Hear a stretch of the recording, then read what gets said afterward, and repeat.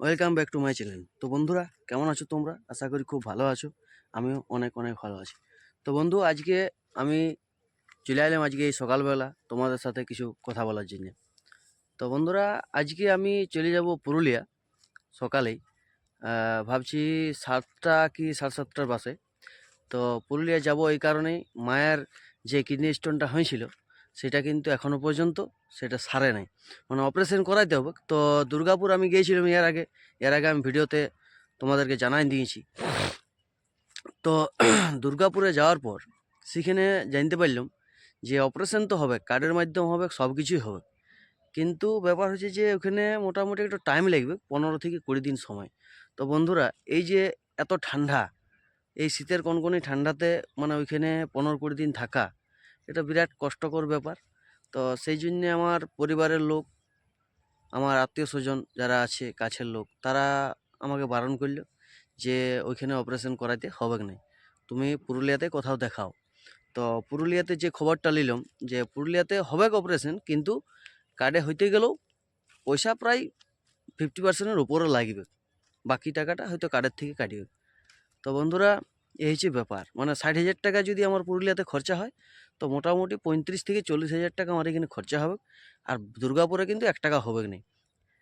এরকম একটা পরিস্থিতিতে আমি এখন ফাঁসে আছি, তো কি করব কোনো খুঁজে পাচ্ছিনি। তো তাই ভাবলাম যে তোমাদের সাথে একটু শেয়ার করি, আমার মনটাও একটু হালকা হবে।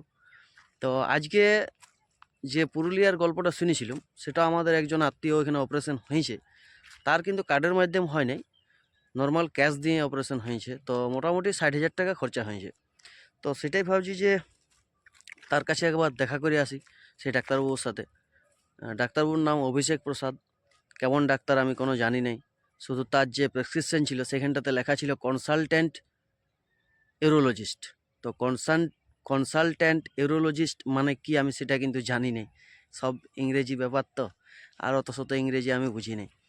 তো বন্ধুরা, এই হচ্ছে আজকের পরিস্থিতি। তো আজকে ভাবছি যে যাব পুরুলিয়া। তো সেই কারণে আজকেও কিন্তু দোকান খুলতে পারবো না, সেলুনে বন্ধ থাকবে।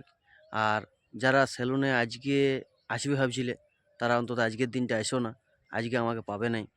তো বন্ধুরা, এরকম সমস্ত আপডেট তো আমি তোমাদেরকে দিয়ে থাকি, আর পরবর্তীকালেও দিয়ে যাব।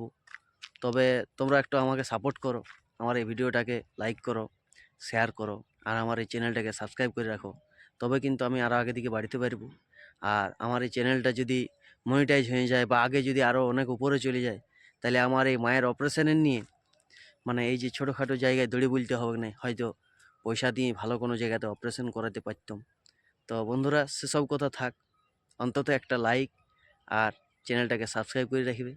আর কমেন্ট করে জানাবে যে দুর্গাপুরে করলেই ভালো হয়তো নাকি এই পুরুলিয়াতে। তাহলে বন্ধুরা, আজকের মতন এখানেই থাক, দেখা হবে পরের কোনো ভিডিওতে। আর শেষে বলে রাখি বন্ধুরা, সুস্থ থাকবে, ভালো থাকবে, সুপ্রভাত।